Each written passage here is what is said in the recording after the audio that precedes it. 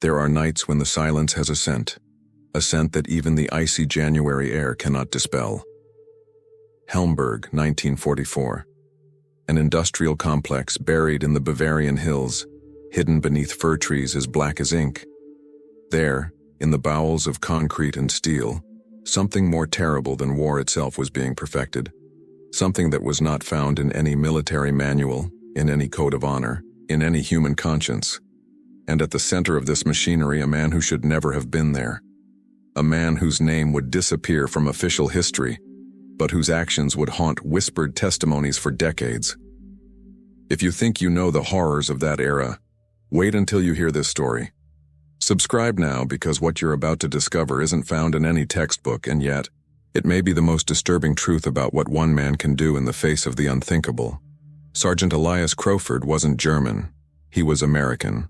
Born in Milwaukee to Polish immigrants, he had grown up in an America that promised freedom, but offered him poverty. In 1938, desperate and in debt, he crossed the Atlantic with a forged Swiss passport, seeking work in Germany's booming factories.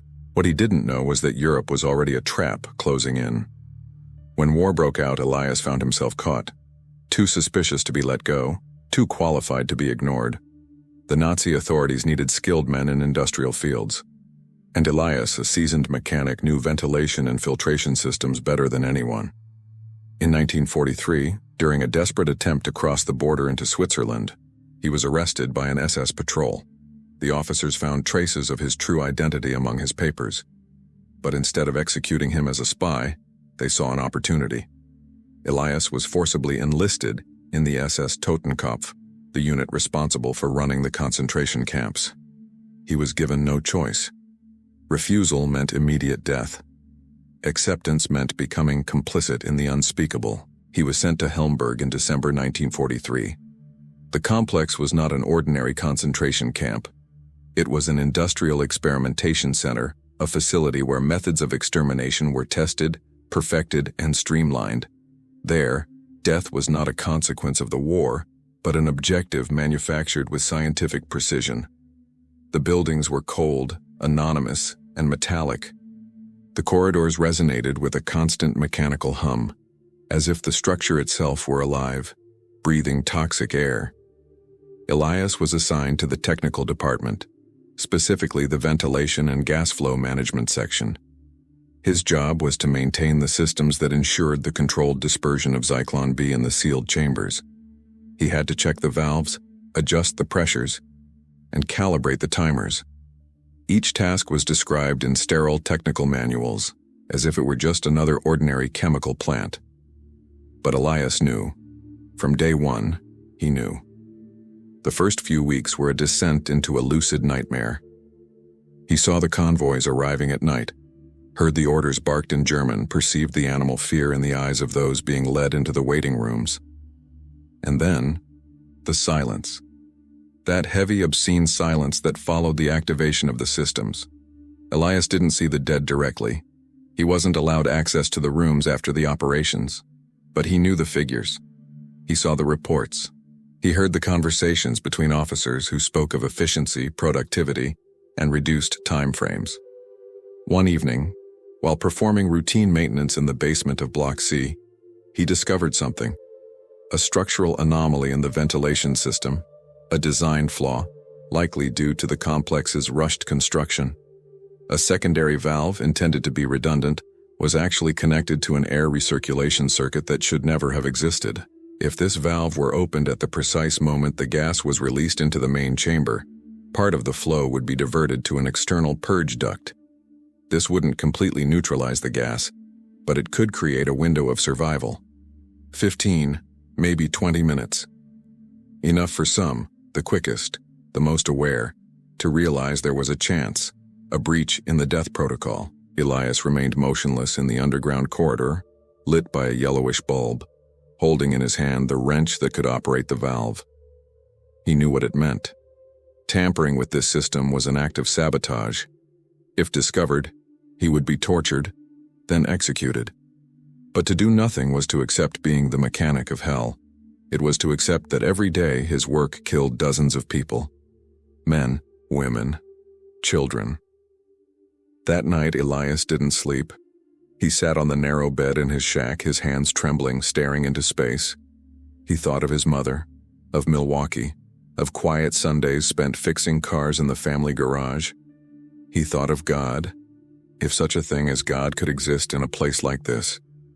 And he made a decision that wouldn't save everyone, a decision that wouldn't change the course of the war, but a decision that might allow him to remain human.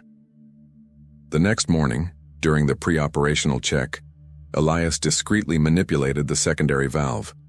No one noticed. No one was monitoring these technical details. The officers were focused on the overall figures, on meeting the quotas.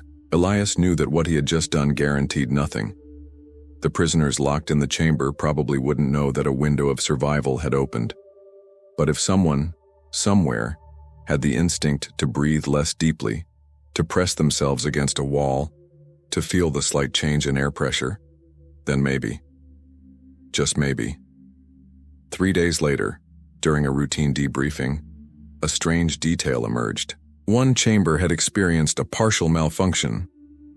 Saturation times had not matched predictions.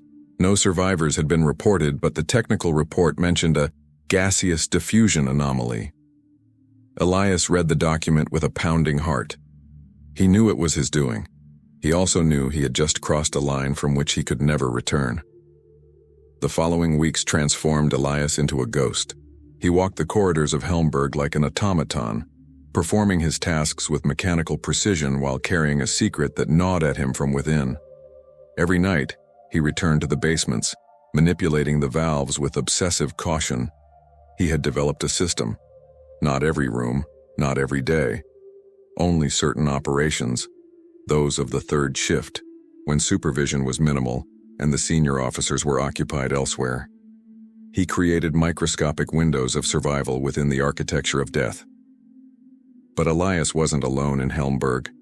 The complex housed a complex hierarchy, a bureaucracy of horror where every man played a precise role in the genocidal machinery. There was Obersturmführer Klaus Dietrich, the site commander, a man with impeccably combed gray hair who spoke of operational efficiency, the way others speak of gardening. Dietrich wasn't a screaming fanatic. He was something worse, a cold, methodical manager for whom human beings were merely units to be processed in an industrial process. He spent his days poring over charts, optimizing procedures, corresponding with Berlin about ways to improve output. Then there was Hauptscharführer Werner Vogel, the head of the guards. Vogel was different. He was a massive man, his face marked by a scar across his left cheek, a souvenir of a youthful brawl in Hamburg. Vogel loved brutality.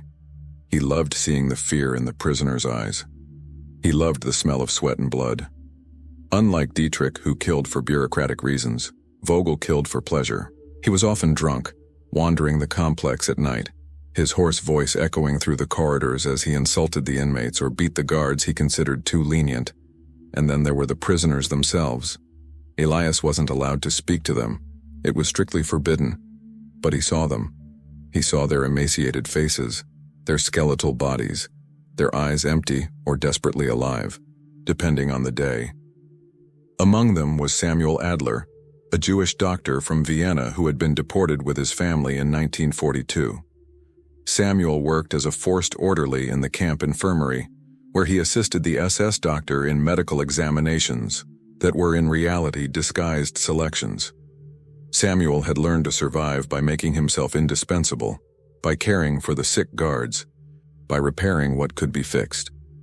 But every day he saw familiar faces disappear, and every day, a part of him died too. One morning in February 1944, Elias crossed paths with Samuel in the corridor leading to the technical workshops. Their eyes met for a fraction of a second.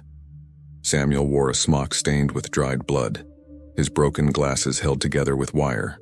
There was something in his eyes that Elias hadn't seen in a long time. An intelligence still alive, a conscience still capable of observing, understanding, and judging. Elias quickly looked away and continued on his way, but that image remained etched in his mind. It was Samuel who first noticed the pattern. As a doctor, even in those inhumane conditions, he continued to observe. mentally noting what was happening around him. He had noticed anomalies in certain operations in Block C. Prisoners who should have been declared dead sometimes returned to the infirmary in critical condition but alive, with symptoms of partial poisoning rather than immediate death. It didn't happen often, perhaps once every 2 weeks, but it was enough to create a pattern. Samuel began observing the schedules, noting the days when these anomalies occurred. He discovered that they always coincided with the same technical shift, the one supervised by a man he had briefly glimpsed, a sergeant with an emaciated face and haunted eyes who never spoke to anyone. Meanwhile, Elias had to confront another reality, his own complicity. For even while sabotaging some operations, he participated in all the others. He maintained the systems that killed. He wrote the technical reports that kept the complex running. He wore the black uniform of the SS-Totenkopf, that symbol of death that made all of Europe tremble. Every night, alone in his barracks, he wondered if he was a savior or a murderer. The answer was probably both. This moral ambiguity ate away at him from within, creating a psychological fracture that grew larger every day. One afternoon in March, an incident nearly revealed everything. Elias was performing maintenance in the ventilation system when a young SS guard entered unannounced. The guard, a boy of barely 20 named Heinrich, was new to Helmberg. He still possessed that mixture of naivete and ideological zeal that characterized fresh recruits. Heinrich saw Elias manipulating a valve in a section that wasn't supposed to require any intervention that day. "What are you doing here, Sergeant?" asked Heinrich, his hand resting on his pistol. Elias sat up slowly, keeping his face perfectly neutral. "Routine calibration. There were pressure fluctuations reported last night. I haven't seen any reports on this. That's because I haven't written it up yet. I'm checking the source of the problem first before filling out unnecessary paperwork." Heinrich hesitated. It was clear he didn't understand anything about the technical systems, but his instinct told him something wasn't right. Elias could see the gears turning in the young man's mind. This struggle between the desire to report an anomaly and the fear of making a fool of himself by denouncing a superior for nothing. Finally, Heinrich lowered his hand. "Very well. But write your report before the end of your shift." "Of course," replied Elias, his voice perfectly controlled despite the blood pounding in his temples. Heinrich left the room, casting one last suspicious glance over his shoulder. Elias waited until the footsteps had completely faded before leaning against the cold wall, his legs trembling. He had been lucky. But luck wouldn't last forever. He knew it. That night, Elias made a decision. He had to be smarter, more discreet. He began studying the guard rotations, the officers' habits, the times when the complex was least monitored. He discovered that Obersturmführer Dietrich and Hauptscharführer Vogel cordially loathed each other. Dietrich despised Vogel for his primitive brutality and alcoholism. Vogel hated Dietrich for his bureaucratic arrogance and his contempt for real soldiers. This rivalry created gaps in supervision, moments when each was too busy countering the other to notice what was happening at lower levels of the hierarchy. Elias began to exploit these loopholes. He manipulated maintenance reports to create fabricated justifications for his interventions in the ventilation systems. He learned to read the officers' expressions, to anticipate their moods, to become invisible in his constant presence. He became an expert in bureaucratic survival, using the same tools the Nazi regime used to kill: paperwork, procedures, signatures, stamps, to create tiny pockets of resistance. But the more successful he became, the greater the psychological strain mounted. Elias began to have nightmares.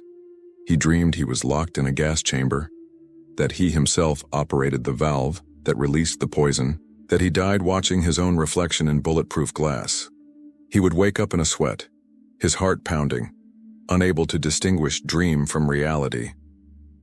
Some mornings, he wondered if he wasn't already dead, if Helmberg wasn't hell itself, an eternal purgatory where he would be condemned to repeat the same actions forever. Then, at the end of March, something changed. A new name appeared in the administrative documents. A chemical officer was to arrive from Berlin to audit operational procedures and optimize gas dispersal protocols. His name was Sturmbannführer Otto Reinhardt, and according to rumors circulating among the guards, he was a renowned specialist, a man who had overseen the facilities at Auschwitz-Birkenau and Treblinka, an obsessive perfectionist who examined every detail, every valve, every seal, every millimeter of piping. When Elias read this information in an intercepted memo, his blood ran cold. An expert was coming to examine his work. Someone who understood the systems as well as he did, if not better. Someone who could detect the subtle modifications he had made to the ventilation circuits. Someone who could discover what he was really doing in the Helmberg basements. Elias realized he had two options: stop his sabotage immediately and hope no one would ever notice what he'd done, or continue and risk being discovered. But stopping meant condemning everyone who might have been saved in the coming weeks. Continuing likely meant his death. That night, alone in the darkness of his shack, Elias made his decision. He would continue. Because even if his acts of sabotage only saved a handful of lives, they were lives that otherwise wouldn't exist. Because even in hell, even complicit in a monstrous system, he could still choose to do something, even if that something would lead to his downfall. Sturmbannführer Reinhardt was due to arrive in 10 days. 10 days during which Elias had to decide how far he was willing to go and what he was willing to sacrifice to remain human in a world that had abandoned all humanity. Sturmbannführer Otto Reinhardt arrived in Helmberg on a misty April morning in 1944. Elias saw him step out of a black military vehicle, immaculate in his gray-green uniform, a leather briefcase in his hand. Reinhardt was a man of average height in his 40s, with blonde hair neatly combed back and wire-rimmed glasses that made him look more like a university professor than an architect of death. There was something profoundly unsettling about this normality. Reinhardt didn't look like a monster. He looked like someone you might meet in a library or a Viennese cafe, someone with whom you could discuss philosophy or classical music. But Elias knew the truth. He had read the reports. Reinhardt had developed the gas chamber optimization protocols for several major camps. He had calculated the precise ratios of space volume, amount of Zyklon B, and exposure time needed to maximize efficiency while minimizing costs. He had written technical manuals that transformed mass murder into an engineering problem, solvable with equations and graphs. For Reinhardt, human beings were merely variables in thermodynamic calculations. Obersturmführer Dietrich greeted Reinhardt with forced enthusiasm. It was clear that Dietrich viewed this visit as a threat to his authority, but he couldn't show it openly. Reinhardt came from Berlin, bearing the direct authority of Reichsführer SS Heinrich Himmler. Challenging his presence would have been career suicide. Dietrich therefore organized a thorough inspection of the facilities, mobilizing all key officers and technicians. Elias was summoned to present the ventilation systems. The first meeting took place in the main control room, a stark space dominated by control panels and technical diagrams pinned to the walls. Reinhardt examined each diagram with meticulous attention, tracing the piping lines with his finger, asking precise questions about pressures, flow rates, and saturation times. Elias answered with mechanical precision, keeping his voice neutral and his hands perfectly still. He knew that the slightest sign of nervousness could arouse suspicion. "Interesting," murmured Reinhardt, examining a particular diagram. "Here you have a secondary valve on the recirculation circuit. This is not standard in the installations I have supervised elsewhere. What is its exact function?" Elias's heart leaped in his chest. This was precisely the valve he manipulated to create his survival windows.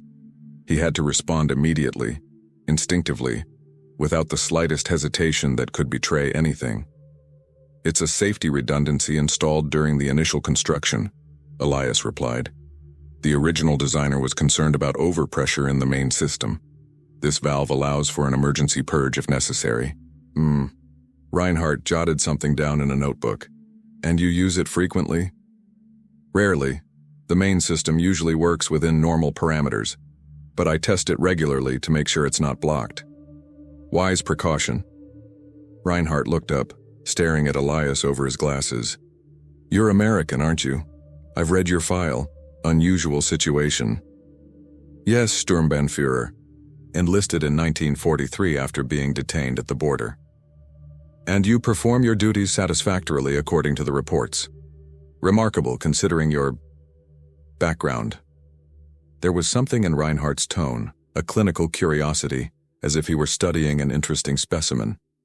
Elias maintained his gaze, refusing to show the slightest weakness. I'm doing my job, Sturmbannführer. Nothing more. Of course. Reinhardt closed his notebook. We will conduct thorough tests in the coming days. I hope everything will be in order. The following days were psychological torture for Elias.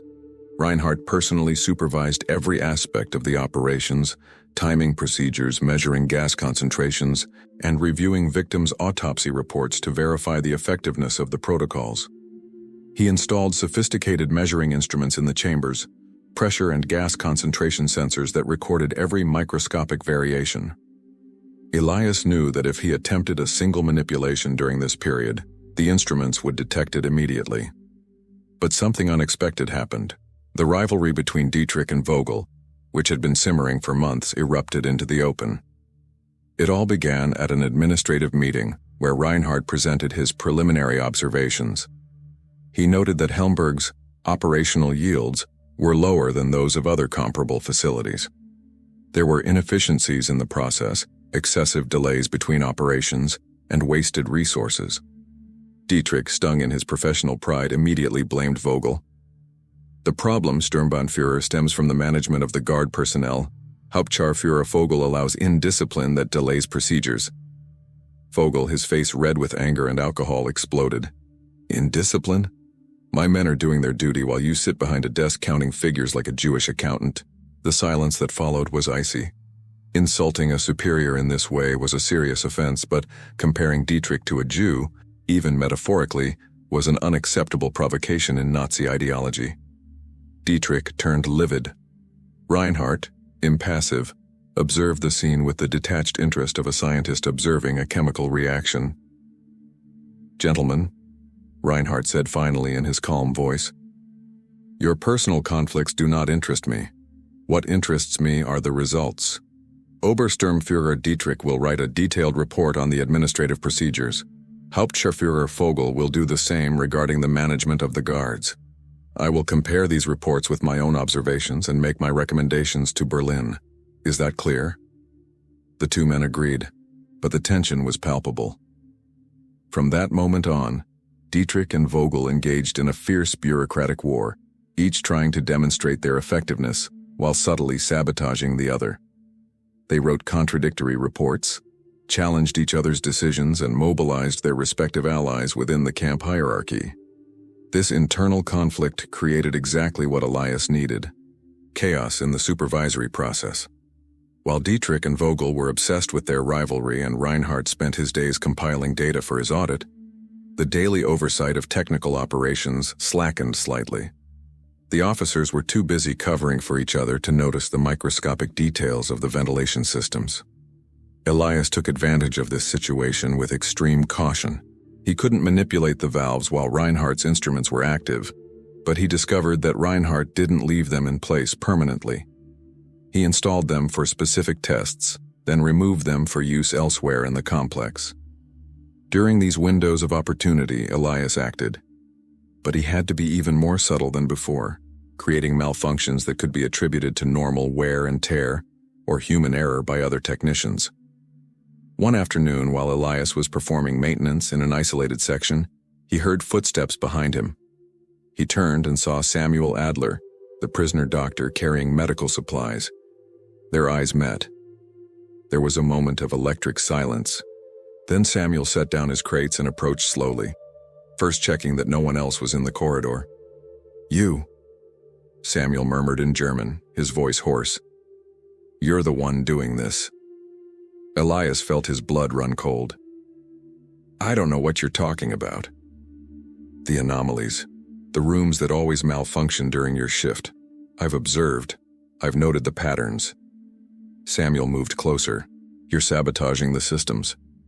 Elias quickly assessed the situation. He could deny it, but Samuel was intelligent. He already knew. And if Elias denied it too vehemently, it might push Samuel to investigate his suspicions more actively, perhaps by talking to someone else. The other option was to confirm it, to trust this man he didn't know, and risk Samuel denouncing him for favors or simply out of desperation. "If you denounce me, they will kill me," Elias finally said in a low voice, "and the malfunctions will cease." Samuel stared at him for a long time. There were so many emotions in that look: pain, hope, suspicion, gratitude, hatred. "Why are you doing this? You're wearing their uniform. You're one of them. I'm not one of them. I never have been one of them." Elias's voice trembled slightly. "I do what I can. It's not much, but it's all I have." Samuel closed his eyes for a moment. When he opened them again, there was something different about his expression. "There are others, prisoners who have survived the chambers, not many. 5, maybe 6 since January. They don't understand how. Some think it's a miracle. Others think it's torture, a way to make them suffer longer before really killing them." "Tell them," Elias began, then stopped. What could he say? That he was trying to save them while participating in their extermination? That his conscience was worth a few lives in an ocean of death? "I won't tell them anything," Samuel interrupted, "because if they know, they might act differently. They might wait for the malfunction instead of giving up immediately.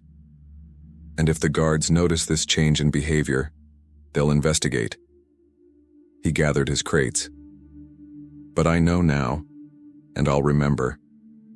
If I survive this hell, I'll remember that there was a man in a black uniform who was still trying." Samuel walked away without another word, leaving Elias alone in the corridor, trembling from head to toe. That conversation had changed something. Elias was no longer completely alone. Someone knew. Someone saw. It made everything both more real and more dangerous. Meanwhile, Reinhardt's audit was progressing. He spent 3 weeks in Helmberg, compiling data, interviewing personnel, and observing operations. His presence created constant tension throughout the complex. Even Dietrich and Vogel temporarily suspended their war to maintain appearances before Berlin's envoy. Finally, Reinhardt called a final meeting to present his findings. All the senior officers were present, as well as the heads of the technical sections, including Elias. Reinhardt stood before a blackboard, with graphs and diagrams arranged with meticulous precision. "Gentlemen," he began, "my observations reveal several systemic problems at this facility. First, your administrative protocols are redundant and inefficient. Too many reports, too many signatures, too much bureaucratic delay. Second, your management of on-call staff lacks consistent discipline.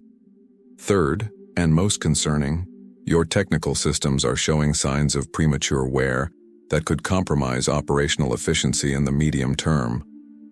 He turned to a specific diagram of the ventilation system. Elias's heart raced. It was the diagram showing the circuit he regularly worked on. "This circuit in particular," Reinhardt continued, pointing, "shows abnormal pressure fluctuations. Not systematic, but recurring. I initially suspected a design flaw, but after further analysis, I've concluded it's mechanical wear on the seals of this secondary valve." He tapped the diagram precisely over the valve Elias used for his sabotage. "This valve will need to be replaced within the next 6 months. Until then, it remains functional but requires close monitoring." Elias was barely breathing. Reinhardt had detected the anomalies caused by his manipulations, but he had interpreted them as natural mechanical wear. This misinterpretation was the only thing keeping Elias alive. Reinhardt continued with further technical recommendations, suggestions for optimizing procedures, and proposals for increasing yields. He spoke of industrial death with the tone of an efficiency consultant discussing an automotive production line. At the end of his presentation, he concluded that despite the identified problems, Helmberg was operating within acceptable parameters and could continue its operations with the recommended adjustments. Dietrich and Vogel exchanged relieved glances.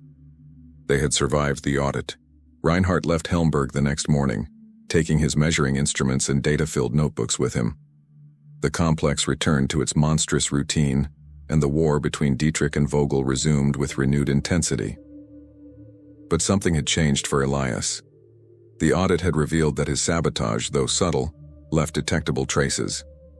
He'd been lucky with Reinhardt, but that luck might not come again. And now Samuel knew. Other prisoners survived, bearing within them the involuntary evidence of his actions. Elias understood that he was walking a tightrope that grew thinner every day. He made a decision that night. He would intensify his sabotage. No more extreme caution, no more waiting for perfect moments. If his luck was about to run out, if his discovery was inevitable, then he might as well save as many lives as possible before the end.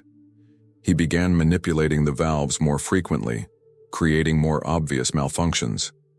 He knew it drastically reduced his life expectancy, but he had given up on the idea of surviving this war long ago. What Elias didn't know was that the Allies were advancing, that the noose was tightening around Nazi Germany, that Helmberg, like all the camps, would soon face a terrible decision: evacuate or destroy the evidence. And that in this final chaos, his acts of sabotage would take on a dimension he could never have imagined. May 1944. News from the front, even filtered through Nazi propaganda, couldn't hide the truth. Germany was losing the war. The Soviets were advancing in the east, crushing everything in their path. The Allies were preparing to land in the west. In the corridors of Helmberg, a new tension was palpable, a nervousness unlike anything experienced in the daily horrors of the camp. It was the fear of defeat, the fear of judgment, the fear of what would happen when the gates opened and the world saw what had transpired here. Obersturmführer Dietrich began receiving contradictory orders from Berlin.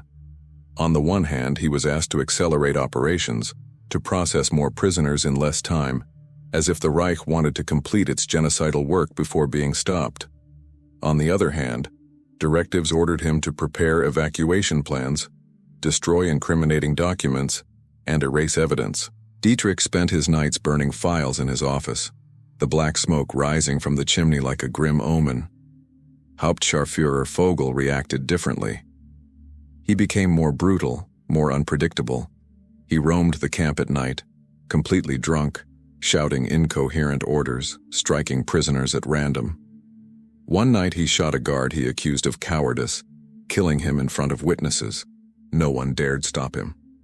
Vogel had become a wounded animal, dangerous precisely because he sensed his end was near. Elias, for his part, intensified his sabotage with desperate determination. He no longer sought subtlety. He created major malfunctions, breakdowns that forced the postponement of entire operations. He manipulated maintenance logs to sow confusion, attributing technical problems to fictitious causes. He knew that every day gained meant lives saved, even if only temporarily. And he also knew that he was rushing toward his own destruction. One morning in June, everything changed. A junior technician named Franz, a zealous young man eager to climb the ranks, noticed something strange. During a routine check, he discovered that some valves had been tampered with recently, even though no maintenance order had been issued. Seeing this as an opportunity to distinguish himself, Franz wrote a detailed report and submitted it directly to Dietrich. Dietrich read the report with increasing attention. The anomalies described corresponded exactly to the malfunctions that had disrupted operations in recent weeks, and according to the attendance log, only one person had regular access to these systems during the shifts when the manipulations had taken place: Sergeant Elias Crowford. Dietrich immediately called an emergency meeting with Vogel and the section leaders. He presented Franz's report, pointing to the accumulated evidence. "We have a saboteur in our midst," he declared, his voice trembling with suppressed rage. "And I know who it is." Vogel, unusually calm, listened attentively. When Dietrich mentioned Elias's name, a cruel smile crossed Vogel's scarred face. "The American. I always knew you couldn't trust these foreigners. Let me handle him, I'll make him talk." But Dietrich hesitated. There was something about this case that bothered him. If Elias had truly been a saboteur for months, why now? Why the sudden change in caution? And above all, how could a single man have gone undetected for so long in a facility as heavily guarded as Helmberg? Dietrich was a meticulous bureaucrat, and he sensed that there were pieces missing from this puzzle. "No," Dietrich finally said. "Not yet.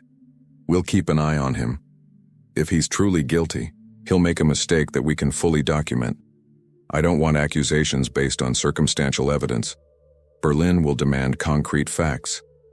Vogel protested, but Dietrich stood firm. It was a decision that perfectly illustrated the nature of these two men. Vogel wanted immediate violence, brutal gratification. Dietrich wanted documented proof, a bureaucratically irreproachable conviction.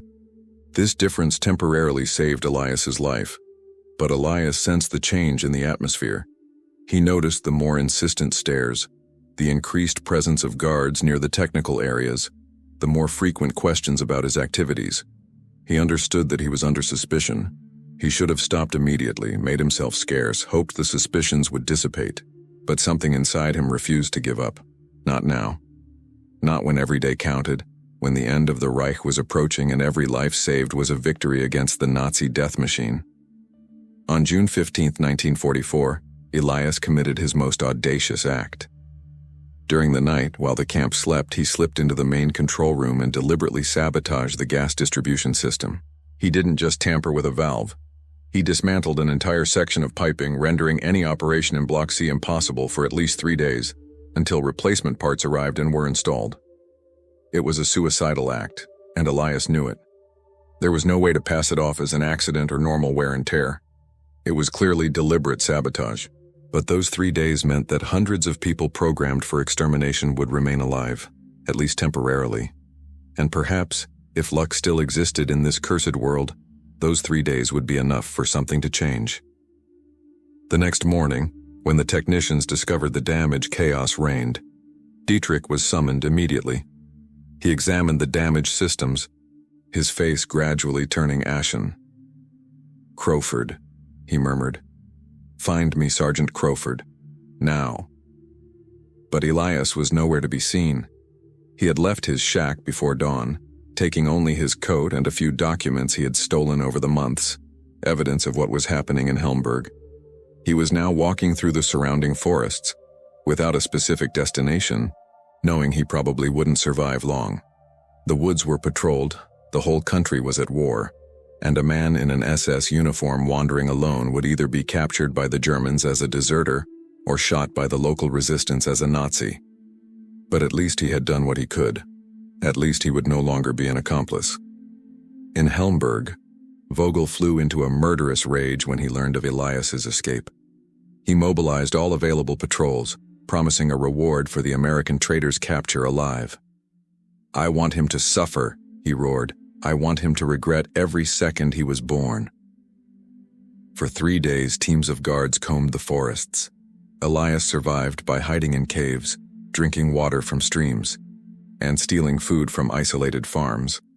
He was exhausted and starving, but there was a clarity in his mind he hadn't felt in years. He was no longer a prisoner of Helmberg. He was no longer the mechanic of death. He was just a man trying to survive. On the 4th day, a patrol found him in an abandoned barn.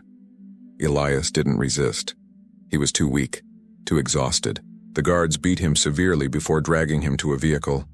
When they brought him back to Helmberg, Vogel was waiting for him personally at the camp entrance. "Welcome home, traitor," Vogel said with a terrifying smile. Elias was thrown into solitary confinement, a dark, damp hole beneath the administration building. There, for days, he was interrogated, tortured, and beaten. Vogel wanted names. He was convinced that Elias couldn't have acted alone, that there must have been a resistance network inside the camp. But Elias gave no names, because there was no one else. He had acted alone, driven only by his shattered conscience and his refusal to accept the total oblivion of humanity. Dietrich, however, was more interested in the extent of the sabotage. He had all the technical systems examined, scrutinizing every modification, every malfunction of the past 6 months. What he discovered left him stunned. Elias had sabotaged dozens of operations. According to Dietrich's conservative estimates, this meant that perhaps 50 to 100 people had survived when they should have died. A drop in the ocean of Helmberg's bloodshed, but enough to make Elias a major enemy of the Reich. "Do you realize what you've done?" Dietrich asked during an interrogation he had personally attended, driven by an almost academic curiosity. You disrupted operations ordered by the Reichsführer himself. You jeopardized the effectiveness of this facility. For what? To save a few Jews, a few criminals, a few parasites who are worthless anyway? Elias, his face swollen and bloodied, looked up at Dietrich. They were worth more than you will ever have. Every life I saved was worth more than your entire existence. Dietrich stared at him for a long moment, then shook his head. You're crazy. Completely crazy. He turned to the guards. Prepare him for execution. Tomorrow at dawn. Gather all the personnel to witness it. This will serve as an example. That night, in his cell, Elias thought of his mother in Milwaukee, of quiet Sundays, of the life he could have had. He thought of the faces of the prisoners he might have saved, faces he had never truly seen but imagined. He thought of Samuel, the doctor who knew, and he hoped Samuel would survive to tell this story. He also thought about God, if he existed, and what awaited him after death. Would he be judged for what he had done or for what he had failed to prevent? Was he a savior or a murderer? The answer, he finally understood, was probably both. And he would have to live and die with this terrible truth. At dawn on June 25, 1944, Elias Crowford was taken to the main courtyard of Helmberg. All the staff were there, guards and officers alike, forced to witness the execution. Vogel read the indictment with evident satisfaction: treason, sabotage, aiding the enemy. Then he ordered the guards to prepare the firing squad. The dawn of June 25, 1944, was cold and misty. The courtyard of Helmberg, that rectangle of packed earth surrounded by gray buildings, resembled a macabre theater. All the SS personnel were lined up, forced to witness the execution intended to serve as an example. Elias Crawford stood in the center, his hands bound behind his back, his body bruised by torture, but his mind strangely calm. He had spent the night making peace with his death, and now that it was there before him, he watched it almost with relief. Vogel, drunk even at this early hour, staggered before the firing squad, ranting about treason and punishment. Dietrich stood apart, his face impassive, his gloved hands clasped behind his back. He observed the scene with his characteristic clinical coldness, as if he were attending a lecture on administrative procedure rather than a murder.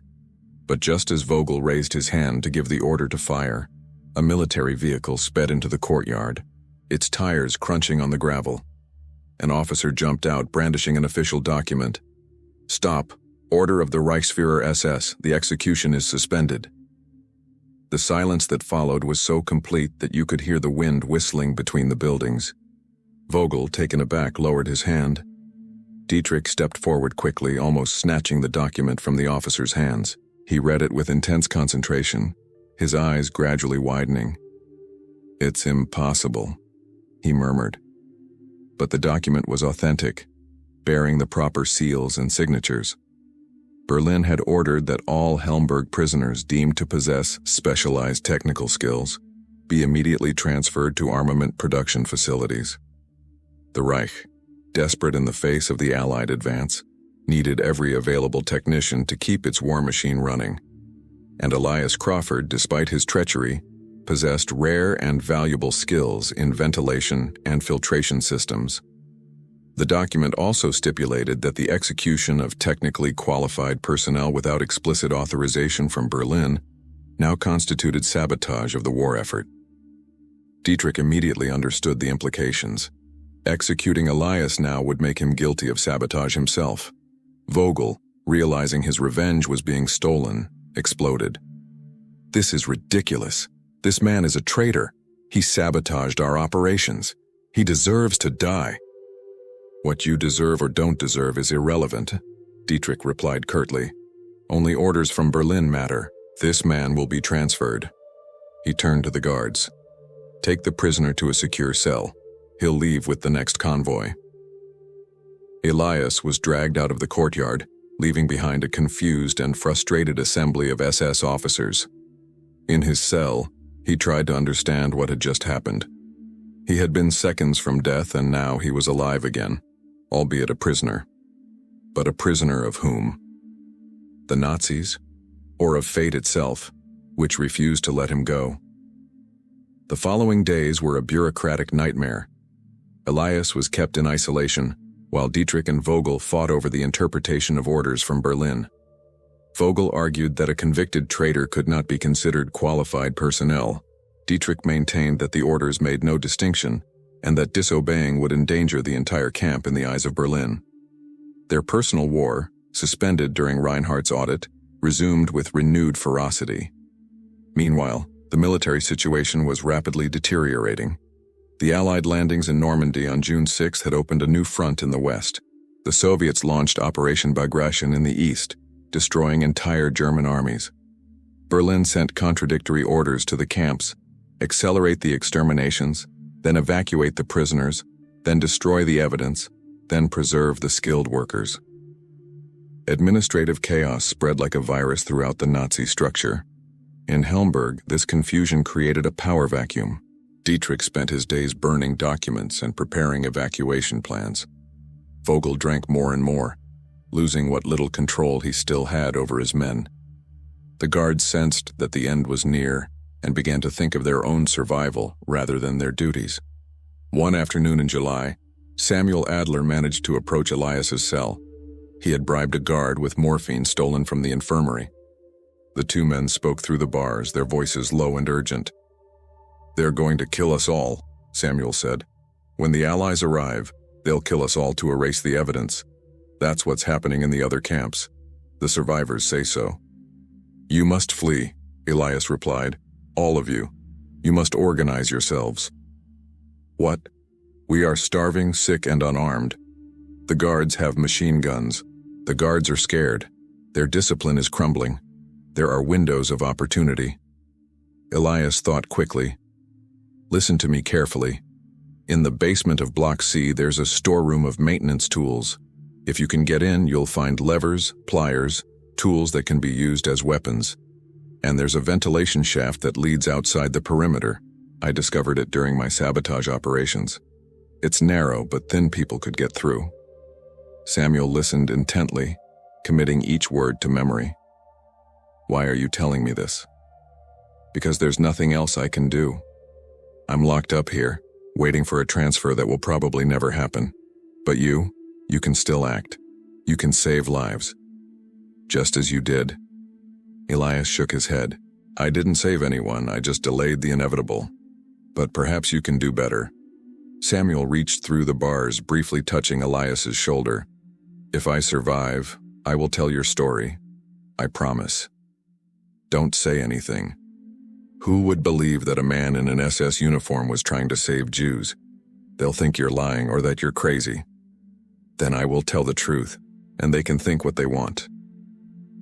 Samuel vanished into the shadows, leaving Elias alone with his thoughts. That night, Elias heard unusual noises in the camp. Whispers, furtive movements.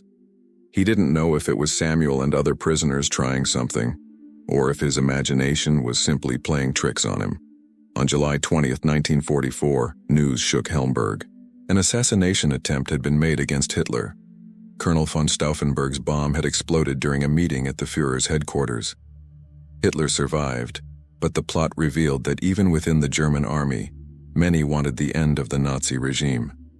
This news created intense paranoia in Helmberg. Dietrich and Vogel, despite their mutual hatred, both understood that they were in an extremely dangerous position. If the regime collapsed, they would be tried for their crimes. If the regime survived but discovered the slightest deviation on their part, they would be executed as traitors. They were trapped between two equally terrifying futures. In this climate of fear and chaos, something unexpected happened. On July 25th, a Gestapo unit arrived in Helmberg without prior warning. It was led by a criminal director named Ernst Kaltmann, a gaunt man with cold eyes who announced that he was there to investigate allegations of administrative negligence, compromising the effectiveness of Reich operations. Dietrich paled. He immediately understood what it meant. Someone in Berlin had read the reports on Elias's sabotage and decided that the responsibility lay with Helmberg's command. Dietrich and Vogel were no longer the judges. They were the accused. Kaltman spent 3 days interrogating staff, examining documents that hadn't yet been burned and inspecting the facilities. He summoned Elias from his cell for a personal interrogation. The two men faced each other in a stark office, Kaltman seated behind a table, Elias standing still handcuffed. "Sergeant Crowford," Kaltman began, his voice devoid of emotion, "your acts of sabotage have caused significant disruption to the operations of this facility. But what interests me is how you were able to operate for so long without being detected. This suggests either remarkable incompetence on the part of the command or complicity." "There was no complicity. I acted alone." "Really? A foreign technician, under constant surveillance, manages to sabotage critical systems for months without anyone noticing? Forgive my skepticism." Elias suddenly understood what Kaltman was really after. He didn't want the truth about the sabotage. He wanted evidence to convict Dietrich and Vogel, probably for internal SS political reasons. Elias had a decision to make. Tell the truth and allow Kaltman to destroy his torturers, or protect the men who had condemned him to death. "Obersturmführer Dietrich and Hauptscharführer Vogel had nothing to do with my actions," Elias finally said. "They did their duty to the best of their ability. I was simply smarter than them."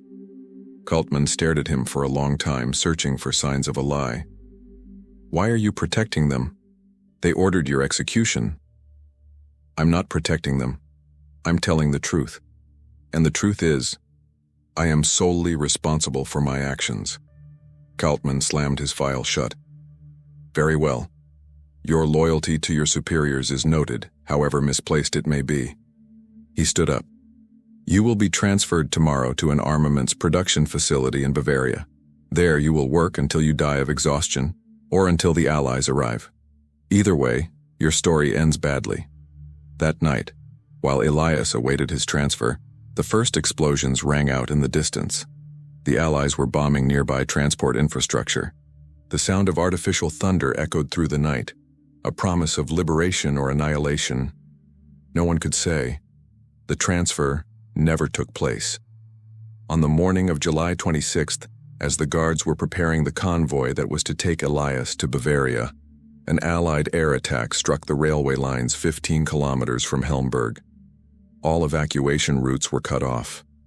The camp found itself isolated, a prisoner of its own geography as the front line drew inexorably closer. Dietrich understood that the end was near. He gathered his officers and announced the final evacuation plan. All able-bodied prisoners would be forced to march west, away from the Soviet advance. The sick, the weak, all those who could not keep up would be. He didn't finish his sentence, but everyone understood. The living evidence of Helmberg had to disappear. Vogel, completely drunk, proposed something more radical. "Why waste time with a march? We have the gas, we have the facilities. Let's finish the job now, then we'll burn everything down and leave." For the first time, Dietrich and Vogel agreed. The final massacre was scheduled for July 28th. But Samuel Adler had been listening. Hidden behind a half-open door, he had heard every word. He knew there were only 48 hours left. That night, using the information Elias had given him, he led a group of 20 prisoners to the basement of Block C. They found the tool store, exactly where Elias had described. Armed with levers, iron bars, and a determination born of utter despair, they waited for the opportune moment. On July 28th, at dawn, as the guards were rounding up the prisoners for the final operation, Samuel and his group attacked. It wasn't a heroic revolt worthy of the movies. It was chaotic, bloody, and desperate. But the guards, demoralized and terrified by the approaching Allies, offered only half-hearted resistance. Some simply fled. Within hours, part of the camp was in the hands of the mutinous prisoners. Vogel attempted to regain control, personally leading a counterattack. He was shot dead by a prisoner who had stolen his pistol during the chaos. He died in the mud, his last words an incomprehensible curse. Dietrich, however, chose a different end. Locked in his office while fighting raged outside, he burned his last documents, then shot himself in the head. His body was found sitting at his desk, perfectly upright, as if he were still presiding over an administrative meeting. In the midst of the chaos, the prisoners freed Elias from his cell. Samuel found him huddled in a corner, barely conscious after days without food or water. "Come," Samuel said, lifting him up. "We're leaving this hell." "Where?" Elias murmured. "Where can we go?" "Anywhere, far from here." But they never left. On July 30th, an American reconnaissance unit reached Helmberg. The American soldiers, discovering the horror of the camp, were petrified. Many vomited. Some wept. They found hundreds of bodies in mass graves, gas chambers still permeated with the smell of Zyklon B, crematoria filled with human ashes. And they found Elias Crawford, still wearing the black uniform of the SS-Totenkopf.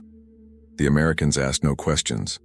They saw the uniform, the silver skull on the cap, and they understood what they believed to be the truth.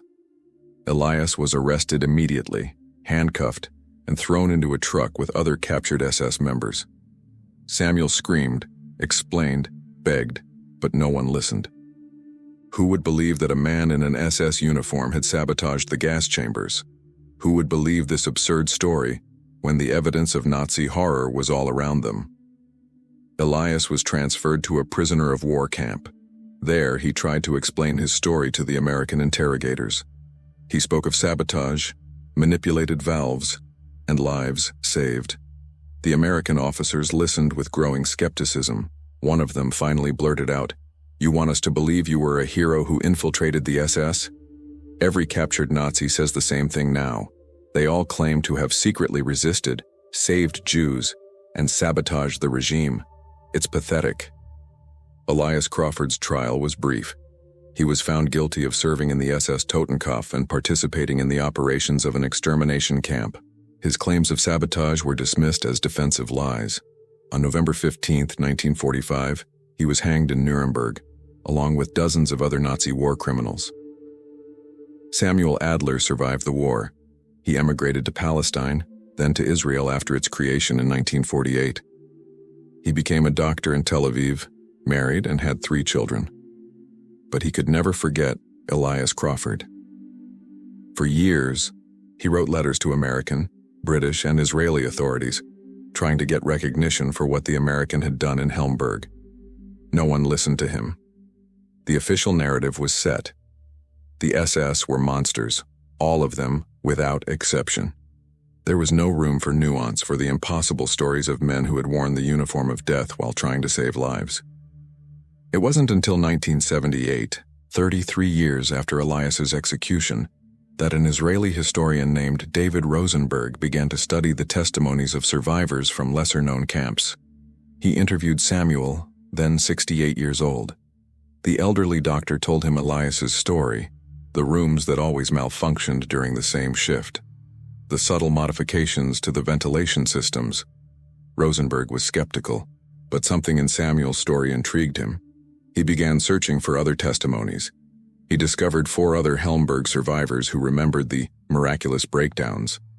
None of them had ever known why the chambers sometimes malfunctioned, but all remembered the pattern, always at night, always in Block C, always during a specific shift. Rosenberg unearthed Helmberg's technical archives, stored in American military warehouses. He examined the ventilation system diagrams, maintenance reports, and Reinhardt's audit notes. And there, in those dry technical documents, he found traces of Elias Crawford's ghost, recurring anomalies, subtle modifications, malfunctions that should never have occurred naturally.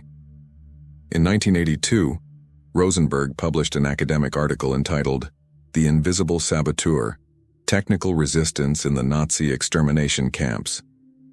The article provoked immediate controversy. Some historians accused him of revisionism, of inventing non-existent Nazi heroes. Others saw in his research a disturbing truth, that even in the depths of hell, some individuals had tried to resist, however weakly, however imperfectly. Samuel Adler died in 1989, without ever seeing Elias Crawford officially recognized. But before he died, he left a video testimony in which he recounted the whole story. "Elias Crawford was a broken man," Samuel said to the camera, his voice trembling. "He wore the uniform of those who exterminated us. He participated in the system that killed thousands of people. But in the absolute darkness of Helmberg, he was also a tiny light. He saved perhaps 50 lives, perhaps 100. That's almost nothing compared to the dead. But for those 50 or 100 people, it was everything. And he died for it, condemned twice. Once by the Nazis he betrayed, and once by the Allies who didn't believe him. Today, Elias Crawford's name appears nowhere in memorials to the righteous among the nations. There is no commemorative plaque, no street named after him. Official history still considers him a war criminal who was rightfully executed. Only a few specialist historians are aware of his existence, and even among them, the debate continues. Was he an imperfect hero or an accomplice who tried too late to redeem the unredeemable? The truth, probably, is that he was both. Elias Crawford was a man who wore the uniform of the Nazi death machine, who maintained the systems that killed, who was complicit in crimes against humanity. And he was also a man who risked his life to sabotage that same machine, who saved lives in the cracks of the genocidal system, who refused to completely erase his humanity even when everything around him encouraged such oblivion. His story reminds us of an uncomfortable truth, that the line between good and evil is not always clear, that men can be simultaneously guilty and heroic, that in the absolute darkness of history, acts of resistance are often so ambiguous that they disappear between the official narratives of good and evil. And perhaps this is the most important lesson, that we must remember all stories, even those that don't fit into our comfortable moral categories. Because forgetting these stories means forgetting the terrible complexity of humanity itself. What would you do if you were in his place, wearing the uniform of hell but still retaining a fragment of consciousness? Leave your thoughts in the comments and subscribe to discover other stories that official history has buried in its blind spots.